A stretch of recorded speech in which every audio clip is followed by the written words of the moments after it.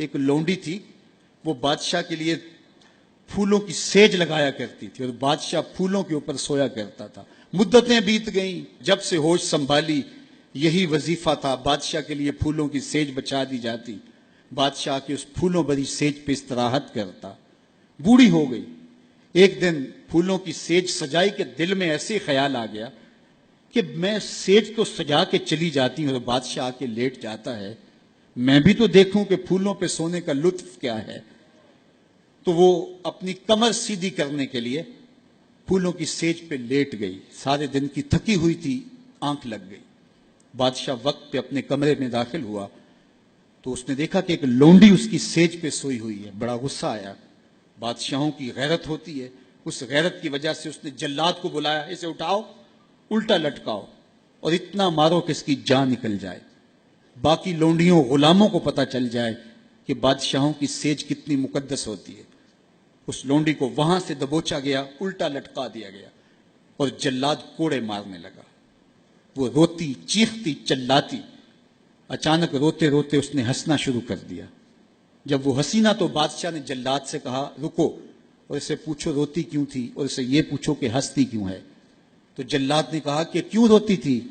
اس نے کہا جب کوڑا لگتا تھا تو جان نکلنے کو آتی تھی، میں روتی نہ تو اور کیا کرتی۔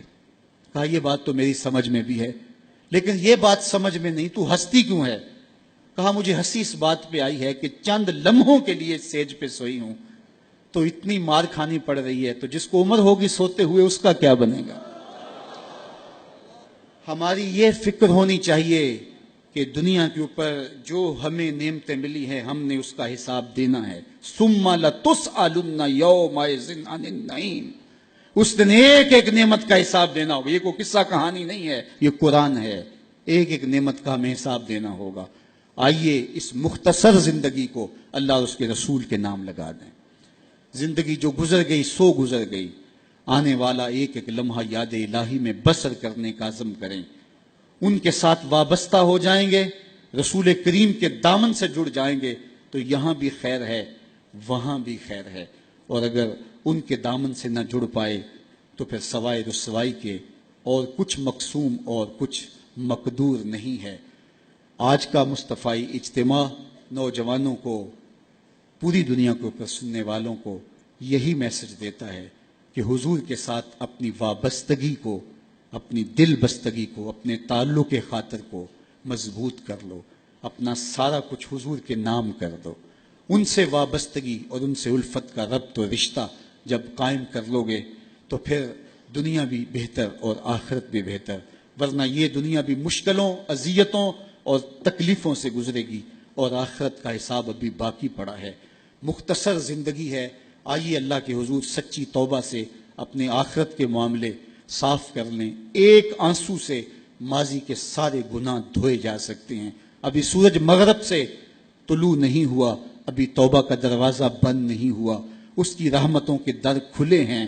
آج کی توبہ کل کی بہتری کی ضمانت، اور آج کی ڈٹائی کل کے پچھتاوے کے علاوہ کچھ نہیں ہوگا۔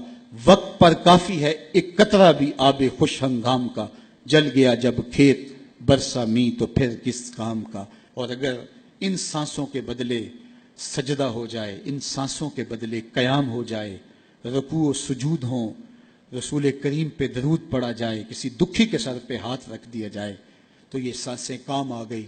وہ خوش نصیب ہیں جنہوں نے اپنی سانسیں اللہ اور اس کے رسول کے نام وقف کر دیں، اور وہ بد نصیب جو اپنی سانسیں، اپنا وقت اور اپنی قیمتی زندگی برباد کر رہے ہیں۔ اب بھی وقت ہے، اب بھی موقع ہے، توبہ کا دروازہ کھلا ہے، سورج مغرب سے طلوع نہیں ہوا، در رحمت گشادہ ہے۔ آئیے میں اور آپ اللہ کے حضور سچی توبہ سے اس کی چوکھٹ پہ حاضری دیں اور اپنے گناہوں کی معافی مانگیں۔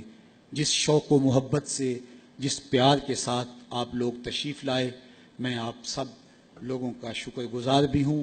قافلوں کو ترتیب دینا، پھر ذمہ داری کے ساتھ یہاں تک لے کر کے آنا، یہ ایک کٹھن کام تھا، اور ادارۃ المصطفیٰ کے ذمہ داران نے پاکستان کے مختلف شہروں میں محنت کر کے قافلہ سازی اور پھر یہاں تک ان کے پہنچانے میں جو مشقتیں سہی، اللہ اس کا انہیں اجر عطا فرمائے۔ اور علماء، مشائخ، عالی مرتبت بزرگ جو لوگ تشریف لائے، میں سب کا شکر گزار ہوں، اور ادارۃ المصطفیٰ کے ان بچوں، ان کے والدین، ان کے اساتذہ اور جملہ معاونین کو مبارکباد پیش کرتا ہوں کہ یہ سند فراغت پا کے